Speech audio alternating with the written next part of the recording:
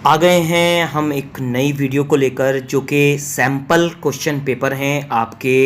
Python language के। यानी अगर आपका पेपर 15 सितंबर को है तो ये वीडियो आपके लिए काफ़ी इंपॉर्टेंट होने वाली है, क्योंकि जो भी क्वेश्चंस मैंने उठाए हैं वो मुझे काफ़ी इंपॉर्टेंस लग रहे हैं और चांसेस ये हैं कि आपके पेपर में आ सकते हैं उस टाइप के क्वेश्चंस। तो आप इस वीडियो को ज़रूर देख लीजिए।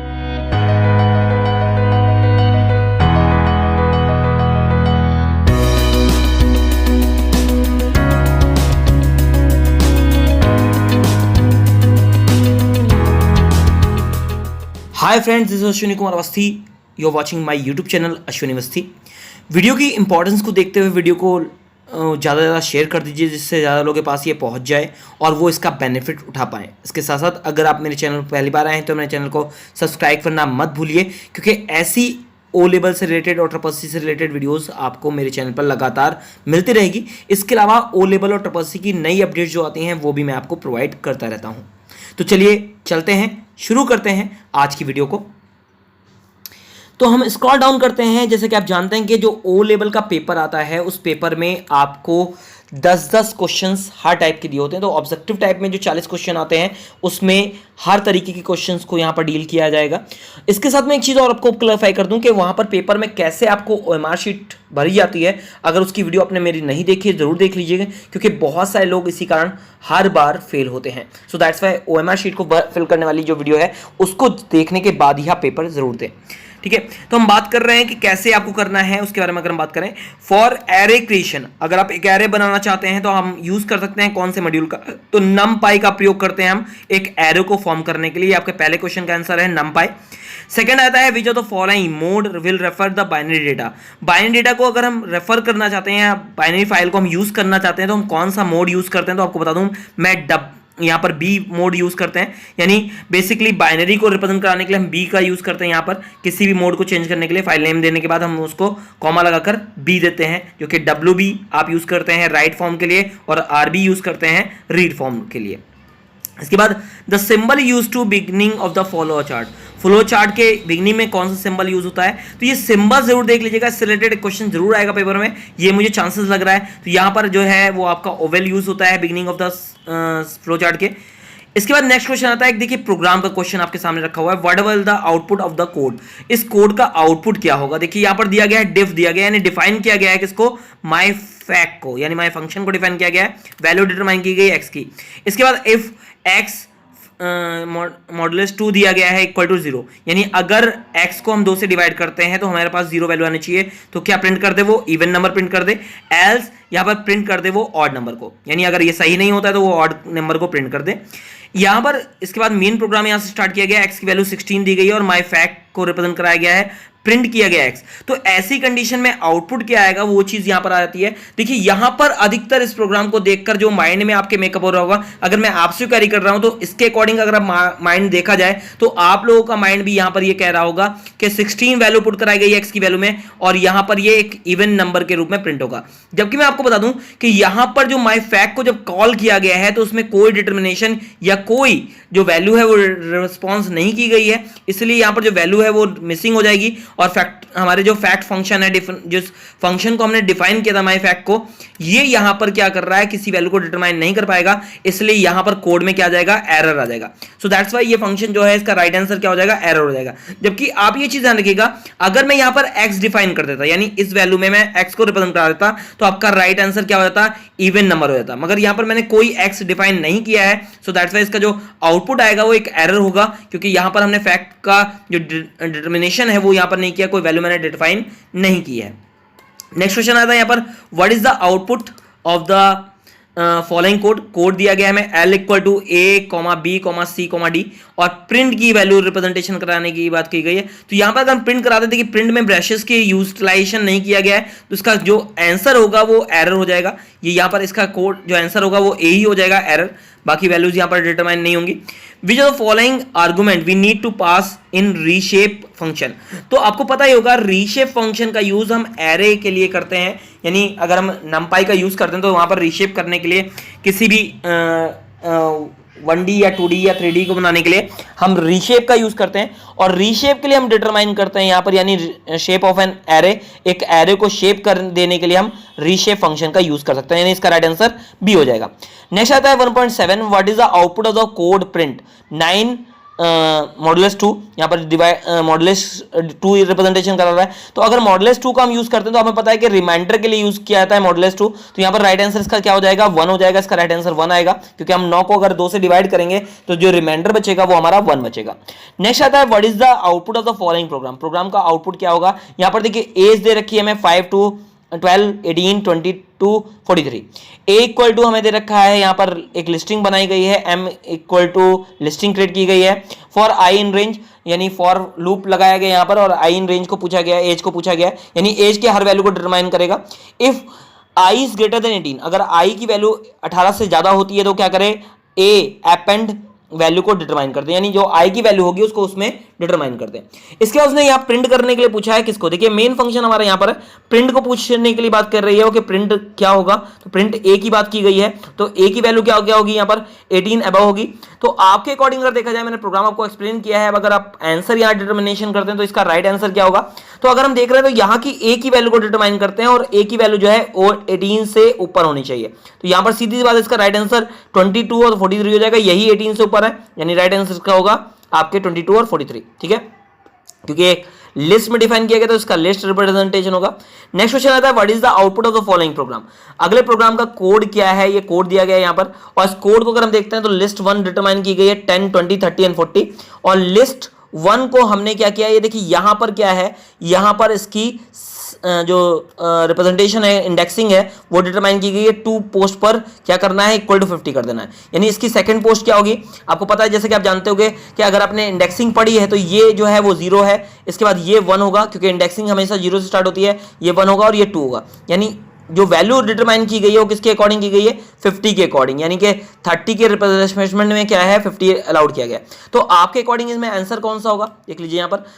10 होगा, 20 होगा, 30 होगा, 40 होगा, या 10, 20, क्योंकि हमें प्रिंट करने के लिए बोला गया लिस्ट 1 को प्रिंट करने के लिए बोला गया, तो 10, 20, 30, 40 क्या होगा, 10 होगा, 50 होगा, 30 होगा, 40 होगा, 10 होगा, 20 होगा, 50 होगा, 40 होगा। मैं टाइम दे रहा हूं, देखिए एक चीज ध्यान रखिए, यहां पर एक डिटर्मिनेशन थोड़ा सा गलत है, उसकी वजह से शायद ये आंसर जो है वो एरर में कन्वर्ट हो जाएगा। वो क्या है, यहां पर अगर ध्यान से देखें, हमें डिटरमाइन किया गया है लिस्ट 1 को, ठीक है, लिस्ट 1 को डिटरमाइन किया गया, मगर जो ब्रेसेस स्टार्ट हुए हैं वो आपके स्क्वायर ब्रैकेट ना स्टार्ट होकर नॉर्मल ब्रैकेट को स्टार्ट किया गया है, दैट मीन ये एक लिस्ट नहीं है, ये एक टपल है, ठीक है, और टपल जो होता है वो कभी भी वैल्यूज के अंदर चेंज नहीं होती, वो म्यूटेबल होता है, ठीक है, उसमें कोई वैल्यू चेंज नहीं कर सकते आप कभी भी, किसी भी तरीके से उसकी वैल्यू चेंज नहीं हो सकती, दैट्स व्हाई यहाँ पर क्या होगा, एक एरर आएगा, क्योंकि आप एक टपल की वैल्यू को चेंज नहीं कर सकते, लिस्ट की वैल्यू को चेंज किया सकता है मगर टपल की वैल्यू को चेंज नहीं किया सकता, इसलिए यहाँ पर एक एरर आ जाएगा। Which of following is the membership operator, तो मेंबरशिप ऑपरेटर की अगर हम बात करें तो यहाँ पर मेंबरशिप ऑपरेटर में आपका लगा रहता है इन, तो इन जो है वो एक मेंबरशिप ऑपरेटर के रूप में यूज होता है, तो इसका राइट आंसर जो हो जाएगा वो बी हो जाएगा। सेकंड आता है ट्रू एंड फॉल्स, यहां पर अगर हम ट्रू एंड फॉल्स की बात कर रहे हैं तो ट्रू एंड फॉल्स में पहला जो क्वेश्चन आता है वो आता है numpy is a tool for data visualisation, तो विजुअलाइजेशन के लिए नहीं होता, क्योंकि numpy का बेसिकली हम यूज करते हैं एक एरे को फॉर्म करने के लिए, अगर हमें एरे फॉर्म करने चाहे वो 1D हो, 2D हो या 3D हो, तो अगर हमें एरे बनाने हैं तो हम यूज करते हैं numpy का, तो इसका राइट आंसर फॉल्स हो जाएगा। इसके बाद नेक्स्ट आता है break statement used to determinate the current loop and resume execution at the next time, तो ब्रेक जो है उसका है स्टेटमेंट, वो क्या करता है, सही बात है कि जहां ब्रेक लगा दिया जाता है वो उस लूप को वहीं से खत्म कर देता है और अगले एग्जीक्यूशन को रिज्यूम कर देता है, यानी नेक्स्ट स्टेटमेंट को रिप्रेजेंट करा देता है। The scope rule in Python are summarised is ELEG, ठीक है, जीबी सॉरी, तो यहां पर ELGB जो है वो आपको पता है कि ELGB कुछ नहीं होता है, ये होता है आपका local enclosed global build in, यानी जो एनवायरनमेंट होते हैं वो आपका पहला लोकल एनवायरनमेंट होता है, फिर इनक्लोज्ड एनवायरनमेंट होता है, फिर ग्लोबल एनवायरनमेंट होता है, फिर बिल्ड इन एनवायरनमेंट होता है, तो यानी ये राइट आंसर इसका क्या होना चाहिए था, अगर ये LEGB होता तो बिल्कुल सही था, मगर ये ELGB है तो फॉल्स हो जाएगा आपका। नेक्स्ट क्वेश्चन इसके बाद आता है आपका string in Python are mutable, तो स्ट्रिंग जो होते हैं पाइथन में म्यूटेबल होते हैं, फॉल्स है, क्योंकि स्ट्रिंग जो होती है वो इम्यूटेबल होते हैं,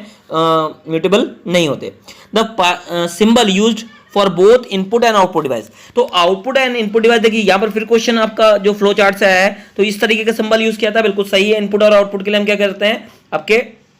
पैरेललोग्राम का यूज करते हैं, तो बिल्कुल सही है, आपका पैरेललोग्राम यूज किया जाता है जब आप इनपुट करते हैं या आउटपुट डेटा को रिप्रेजेंट करते हैं। ठीक है, तो इन चीजों को जरूर ध्यान से देख लीजिएगा, काफी इंपॉर्टेंट टॉपिक है ये आपका। इफ लिस्ट इक्वल टू 10 20 30 यानी लिस्ट में आपको डिटरमिनेशन किया गया है, और ये चीज ध्यान रखा कीजिए लिस्ट के टाइम पर अगर यहां पर स्क्वायर ब्रैकेट लगा तो आप इसको लिस्ट मानेंगे, और अगर नॉर्मल ब्रैकेट या जो क्लोज ब्रैकेट होते हैं, क्लोजर ब्रैकेट होते हैं, उनको अगर यूटिलाइज किया गया तो सीधी बात है वो एक टपल है, और अगर आपके कर्ली ब्रैकेट्स को यूज किया था तो आपको पता है कि वो एक डिक्शनरी होती है। तो ये जो ब्रैकेट्स हैं इनको भी ध्यान रखिए कीजिए जब आप प्रोग्राम को देख रहे हो, यानी आउटपुट वाले क्वेश्चन अगर आ रहे हैं तो इस टाइप को जरूर ध्यान रखिए कि वो आखिर टाइप क्या है। इसके बाद ऑपरेशन लिस्ट 1 मल्टीप्लाई बाय 2, तो अगर लिस्ट 1 को हम मल्टीप्लाई करते हैं 2 से, रिटर्न क्या आएगा 20 60 40, तो बिल्कुल सही जवाब नहीं है, ये फॉल्स है, क्योंकि इसका जो आउटपुट आएगा वो आएगा एक बार 10 20 30 लिखा जाएगा, फिर दोबारा एक बार से 10 20 30 लिखकर वो आंसर को रिपीट कर देगा। ठीक है ना, यहां पर मल्टीप्लिकेशन जो होती है वैल्यू की मल्टीप्लिकेशन नहीं होती है, जबकि उसका डबल कर देता है वो। ए detail flow chart is called macro, तो बिल्कुल सही है, अगर आपका एक डिटेल फ्लो चार्ट को देखा जाए तो वो मैक्रो के रूप में रिजल्ट आता है, तो यह बिल्कुल ट्रू है। नेक्स्ट आता है इसके बाद, you can not obtain a value in a dictionary using ए की फॉर ए सिंगल एलिमेंट, तो यहां पर कह रहा है आप कभी भी एक वैल्यू को डिटरमिनेशन नहीं कर सकते बगैर यूजिंग ए की के द्वारा इन ए सिंगल एलिमेंट, एक एलिमेंट के द्वारा, तो फॉल्स है। आपको पता है कि जब भी हम एक डिक्शनरी बनाते हैं तो हम पहले उसकी की को डिटरमाइन करते हैं, फिर उसकी वैल्यू को डिटरमाइन करते हैं, तो ये जो स्टेटमेंट है वो फॉल्स है। नेक्स्ट आता है आपका, it is mandatory to have main function in a Python, तो बिल्कुल ट्रू है, क्योंकि अगर आपके पास मेन फंक्शंस आप यूटिलाइज नहीं करेंगे, मेन फंक्शन नहीं होगा तो वो काम कैसे करेगा, क्योंकि हर एक जो अगर हम किसी भी फंक्शन को कॉल करते हैं, हमेशा ध्यान रखिए कोई भी फंक्शन हो, चाहे वो मैथ फंक्शन हो, चाहे रैंडम फंक्शन हो, कोई फंक्शन हो, अगर हम उसको कॉल करेंगे तो उसका मैंडेटरी एक मेन फंक्शन को हम जरूर बुलाएंगे, उसके बाद ही हम उसको कॉल कर सकते हैं। Python allows you to assign a single value to multiple variables similarly, तो ट्रू है बिल्कुल, आप Python के रूप में एक वैल्यू को असाइन कर सकते हैं, उस असाइन वैल्यू को कई बार आप मल्टीप्लाई में या मल्टीपल वेरिएबल में यूज कर सकते हैं। ठीक है, देन इसका अगर एग्जांपल की बात करें तो आपको पता ही होगा कि अगर एग्जांपल की बात करूं तो मैं यहां पर डिटरमाइन कर सकता हूं a equal to b equal to c equal to, ठीक है, 5 या 0, मैं जो भी डिटरमाइन कर सकता हूं तो वो कर सकता हूं। तो एक वैल्यू को मैंने क्या कर दिया, 3 जगह पर डिटरमाइन कर दिया, तो ये क्या है, आप किसी एक सिंगल वैल्यू को मल्टीपल वेरिएबल में असाइन कर सकते हैं। इसके बाद नेक्स्ट आता है मैच द फॉलोइंग, अगर आप मैच द फॉलोइंग की बात करें तो यहां पर देखिए ऑप्शन दे रखे हैं आपको पता है कि मैच द फॉलोइंग, और इसको करने का तरीका मैं आपको क्लैरिफाई कर दूं कैसे आपको करना। देखिए जब पेपर आपको मिलेगा तो उस पेपर में ही आपको यहां पर अपना राइट आंसर लिख देना है और इसी के अकॉर्डिंग मैच कराना है। 3.1 का अगर हम देखें data structure used in recursion, तो डेटा स्ट्रक्चर के लिए हम यूज करते हैं किसको, आपको पता है स्टैक को यूज करते हैं, तो यहां पर राइट आंसर इसका क्या हो जाएगा, बी हो जाएगा। Then function take a list of lines to be return to file, जो फंक्शन यूज किया जाता है आपके किसी भी फॉर्म में, अगर हम देखें यहां पर तो यूज किया जाता है आपके फंक्शन को यहां पर राइट लाइंस, तो राइट लाइंस का हम यूज करते हैं, इसका राइट आंसर क्या हो जाएगा, ई हो जाएगा। तो ये देखिए ये चीज ध्यान रखिए कि आपको यहां पर उनके राइट आंसर लिख लेना है, क्योंकि जब आप ओएमआर शीट भरें तो आपको याद रहेगा 3.1 का क्या है, बी है, 3.2 का क्या है, ई है। इसी प्रकार the function that yields current position in the file में करंट पोजीशन को पता करने के लिए हम यूज करते हैं टेल फंक्शन को, तो इसका राइट आंसर क्या हो जाएगा, सी हो जाएगा आपका। इसके बाद the operator use to concatenate two string, दो स्ट्रिंग को कॉन्कनेट करने के लिए हमें पता है कि हम प्लस सिंबल का यूज करते हैं, तो उसका राइट आंसर आई हो जाएगा। इसके बाद statement use for error checking, error checking के लिए जो हम स्टेटमेंट यूज करते हैं उसकी अगर हम बात करें तो हम एसर्ट के यूज करते हैं, यानी इसका राइट आंसर क्या हो जाएगा आपका, जे हो जाएगा। नेक्स्ट इसके बाद आता है the function use to find power of a number, एक नंबर की पावर को फाइंड करने के लिए हम दो तरीके यूज कर सकते हैं, या तो हम फंक्शन को कॉल कर लें या फिर हम क्या करते हैं उसका डबल स्ट्रिक यूज कर लेते हैं, यानी अगर हमें किसी वैल्यू को पावर निकालना है तो हम 2 डबल स्ट्रिक और यहां पर 2 का यूज करेंगे तो उसकी पावर फाइंड आउट हो जाती है। तो वही चीज यहां पर पाव फंक्शन के द्वारा हो सकता है, पीडब्ल्यू के द्वारा, तो इसका राइट आंसर जो हो जाएगा वो जी हो जाएगा, यहां पर हम इसका जी आंसर लिख लेते हैं। इसके बाद एरे प्रोसेसिंग पैकेज, जो एरे प्रोसेसिंग पैकेज होता है वो किस लिए यूज होता है, तो एरे के लिए हमें पता है कि मैंने अभी डिस्कस किया था थोड़ी देर पहले, जो एरे होता है वो किसके द्वारा बनाया जाता है, numpy के द्वारा क्रिएट किया जाता है, चाहे वो 1D एरे हो 2D एरे हो, तो इसका राइट आंसर क्या हो जाएगा, ए हो जाएगा। नेक्स्ट इम्यूटेबल ऑब्जेक्ट, जो इम्यूटेबल ऑब्जेक्ट होते हैं वो कौन से होते हैं, तो 3.8 का जो अगर हम बात करें यहाँ पर, तो इम्यूटेबल ऑब्जेक्ट कौन से होते हैं, तो आपके इम्यूटेबल ऑब्जेक्ट यानी जिसमें आप चेंजेस नहीं कर सकते वो टपल होते हैं। अगर लिस्ट की बात करें तो लिस्ट जो होती है वो म्यूटेबल ऑब्जेक्ट है, क्योंकि उसमें हम चेंजेस कर सकते हैं, तो यहाँ पर इसका राइट आंसर क्या हो जाएगा, एफ हो जाएगा। टपल जो है वो आपका इम्यूटेबल ऑब्जेक्ट है। इसके बाद की वैल्यू पेयर, जो की वैल्यू पेयर की अगर हम बात करें यहाँ पर, तो इनमें अच्छा ऑप्शन नीचे तो नहीं, और की वैल्यू पेयर, की वैल्यू पेयर की अगर हम बात करें तो देखिए की और वैल्यू दोनों का पेयर जो होता है वो एक डिक्शनरी कहलाता है, तो इसका राइट आंसर जो हो जाएगा वो एल हो जाएगा। आप डिक्शनरी जब भी बनाएंगे तो पहले आपको की देनी पड़ेगी और उसके बाद वैल्यू देनी पड़ेगी। लाइक अगर हम बात करें यहाँ पर की वैल्यू पेयर का मतलब, तो यहाँ पर अगर मैं लिखता हूँ नेम, ठीक है, सॉरी हम इसको कैप्स लॉक ऑफ करते हैं, यहाँ पर मैंने लिखा नेम और उसके बाद मैंने यहाँ पर कॉमा लगाया और यहाँ पर मैंने वैल्यू रिप्रेजेंट कराई और यहाँ पर मैंने दे दिया सपोज आलोक, तो आलोक जो है वो वैल्यू है और नेम क्या है, एक की है, ठीक है, जिसमें ये डिटरमाइन किया गया है। तो यहाँ पर जो इस तरीके से रिप्रेजेंटेशन किया जाता है वो क्या होता है, आपका एक डिक्शनरी हो जाता है। The operator use to calculate reminder after division, division के बाद जो रिमाइंडर बचता है उसके लिए हम क्या यूज करते हैं, अभी ये क्वेश्चन पहले भी आया है, तो ये जो आपका आता है मॉड्यूलेटर, वो यहाँ पर आ जाएगा, इसका राइट आंसर हो जाएगा एन, ठीक है। तो इस तरीके से आप इसके राइट आंसर को लिख सकते हैं। देखिए अब मैंने सारे के आंसर यहाँ पे इनके सामने लिख दिए हैं। अब हमें ओएमआर शीट भरते हुए आसानी हो जाएगी। 3.1 में हमें क्या लगाना है, बी पे सर्किल करना है, 3.2 पे किस पे सर्किल करना है, ई पे करना है, 3.3 पे सी पे करना है सर्किल, 3.4 पे आई पे सर्किल करना है, 3.5 पे जे पे सर्किल करना है। इससे क्या होता है, देखिए आपका क्वेश्चन जो है कभी गलत नहीं होता, सारे आंसर टिक कर लीजिए, यहाँ पर लिख लीजिए, उसके बाद आप वहां पर अपनी ओएमआर शीट में फिल कर लीजिए। इससे क्या होता है कि आपका पेपर कभी कोई मिस्टेक नहीं होती, कभी गलतियां नहीं होती, तो ये चीज विशेष तौर पर ध्यान रखिएगा। और ऐसा ही काम हमें यहां पर भी करना है, यानी फिलिंग द ब्लैंक्स के अंदर भी करना है, क्योंकि इसका बेनिफिट भी आपको इस तरीके से मिल सकता है।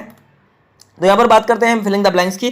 The command is use to take input from the keyboard, अगर आपको कीबोर्ड से इनपुट लेना है तो आप यूज कर सकते हैं यहां पर किस ऑप्शन को, यहां पर आ जाता है आपका रैंडम रेंज पास गेट इनपुट, देखिए ई आ जाएगा इसका राइट आंसर। तो यहां पर हम इसका आंसर क्या लिखेंगे, ई लिख देंगे, जिसमें हमें पता रहे कि हाँ 4.1 का आंसर ई है।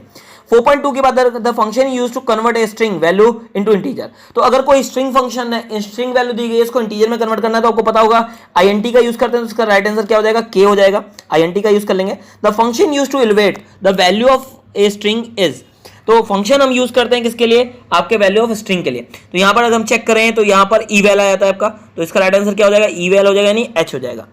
इसके बाद नेक्स्ट आता है the function take the parameter file and the mode during the processing, जो फंक्शन है वो कौन सा पैरामीटर फाइल नेम बताता है और उसके साथ मोड बताता है। तो अगर हम फाइल नेम और मोड की अगर हम बात करें तो यहां पर यूटिलाइज होता है आपका इवेल हो गया, लिस्ट हो गया, गेट हो गया, इंटीजर हो गया, कंटिन्यू हो गया और ब्रैकेट्स हो गया, डिक्शनरी हो गया। यानी इसकी अगर हम बात कर रहे हैं तो यहाँ पर नेक्स्ट आता है आपका ब्रैकेट्स, ठीक है, हम ब्रैकेट्स के लिए यूज करते हैं। तो ब्रैकेट में कभी भी अगर हम कोई फाइल ओपन कर रहे हैं तो उसको किस मोड में ओपन करनी है, तो फाइल नेम का नाम और उसका मोड, यानी फाइल नेम है, फाइल नेम हम डिटरमाइन करेंगे। सपोज अगर हम एक टेक्स्ट फाइल को खोल रहे हैं तो हम अपनी टेक्स्ट फाइल को भी लिख सकते हैं my student.txt, और उसके बाद हमें कॉमा लगाकर रिप्रेजेंट करना होता है उसका मोड, कि कौन सा मोड रहेगा, वो रीड मोड में रहेगा, राइट मोड में रहेगा, तो वो चीज डिटरमाइन करते हैं। यानी इसका राइट आंसर जो हो जाएगा वो एन हो जाएगा, ठीक है, हम एन के द्वारा रिप्रेजेंट कराएंगे। The list structure in Python where element are stored in parenthesis, parenthesis में आपका लिस्ट स्ट्रक्चर यूज किया जाता है। तो लिस्ट के लिए अगर हम बात करें तो लिस्ट जो होती है वो हमेशा आपके स्क्वायर ब्रैकेट में यूज होती है। इसका राइट आंसर क्या हो जाएगा, हमारा ओ हो जाएगा, ठीक है, ओ यहां पर इसका राइट आंसर होगा। नेक्स्ट आता है the statement lets the program go through the piece of code without performing any action, ठीक है, जो विदाउट किसी एक्शन के वो हो जाता है, वो यूज किया जाता है। तो पास है, ठीक है, पास जो आपका यूटिलाइज होता है स्टेटमेंट, वो क्या है, एक ऐसा स्ट्रिंग है जो बगैर किसी उसके परफॉर्मिंग के, किसी एक्शन को परफॉर्म किए हुए पास कर देता है कोडिंग को आगे की तरफ। तो यहाँ पर इसका राइट आंसर सी हो जाएगा। Next the operator repeat a list for a given number of time, तो अगर हम एक लिस्ट को लगातार रिपीट करना चाहते हैं गिवन नंबर ऑफ टाइम के लिए, तो हम यहाँ पर यूज कर सकते हैं किसको, द ऑपरेटर। ऑपरेटर की अगर बात की जाए तो ए इसका राइट आंसर हो जाएगा, क्योंकि ए के माध्यम से हम क्या कर सकते हैं, यानी एस्ट्रिक जो होता है वो लगातार उस लिस्ट को लगातार रिपीट कर सकता है एक नंबर ऑफ टाइम के लिए। Is a set of function you want to include in your application, एक सेट ऑफ फंक्शन जो आपने अपनी एप्लीकेशन में यूज कर सकते हैं। और फंक्शन है, देखिए सेट ऑफ फंक्शन की बात आई है तो इसका राइट आंसर होगा पी, मॉड्यूल होगा, क्योंकि मॉड्यूल के अंदर ही आपके फंक्शन पाए जाते हैं, तो मॉड्यूल में फंक्शन होते हैं, इसलिए इसका नाम क्या राइट आंसर हो जाएगा, पी हो जाएगा। The structure having keys and values called, जो स्ट्रक्चर यूज किया जाता है आपके किसके लिए, structure having keys and values, तो की और वैल्यू के लिए आपका यूज किया जाता है डिक्शनरी को, तो इसका राइट आंसर क्या हो जाएगा, आपका क्यू हो जाएगा। यहाँ पर राइट आंसर हम क्यू फिल कर लेते हैं। The function generate a sequence of number from 1 to n, अगर हम यूज कर रहे हैं किसी भी फंक्शन को एक वैल्यू से लेकर n वैल्यू तक, तो n वैल्यू तक हम यूज कर सकते हैं। तो रेंज उसको कहा जाता है कि एक वैल्यू से लेकर दूसरी वैल्यू तक डिटर्मिनेशन जो किया जाता है वो रेंज के द्वारा किया जाता है। तो इसका राइट आंसर बी हो जाएगा। ठीक है, तो ये है वो क्वेश्चंस जो मैंने आपको डिटरमाइन किए हैं। इसमें मोस्ट प्रोबेबली जो आउटपुट वाले क्वेश्चंस हैं उनको आप अच्छे तरीके से जरूर ध्यान रखिएगा, क्योंकि जरा सा भी अगर आप मिस्टेक कर जाते हैं आउटपुट वाले क्वेश्चन में, आउटपुट वाली कोडिंग में, तो आपका आंसर गलत हो सकता है। इसलिए उसकी कोडिंग को ध्यानपूर्वक देखिएगा, और जहां लॉजिकल दिए गए हों वहां पर जरूर आप देख लीजिएगा कि लॉजिकल वहां पर लॉजिक सही तरीके से वर्क कर रहा है कि नहीं कर रहा है। अगर नहीं कर रहा है तो वहां एरर होगा, और अगर वर्क कर रहा है तो उसका आउटपुट निकल के आएगा। ठीक है, तो ये क्वेश्चन थे जो मुझे लगते हैं बहुत इंपॉर्टेंट है पाइथन के लिए, तो आप इनको स्टडी कर लीजिएगा। वीडियो अगर अच्छी लगी हो तो लाइक जरूर करिएगा। इसके साथ साथ व्हाट्सएप और फेसबुक के माध्यम से अपने फ्रेंड सर्कल में शेयर जरूर कर दीजिए, क्योंकि बहुत सारे लोग ऐसे क्वेश्चन का वेट करते रहते हैं और उनको एक अच्छी क्वेश्चन नहीं मिल पाते। तो एट लास्ट मैं ये कहना चाहूंगा, thanks for watching my video. Thank you.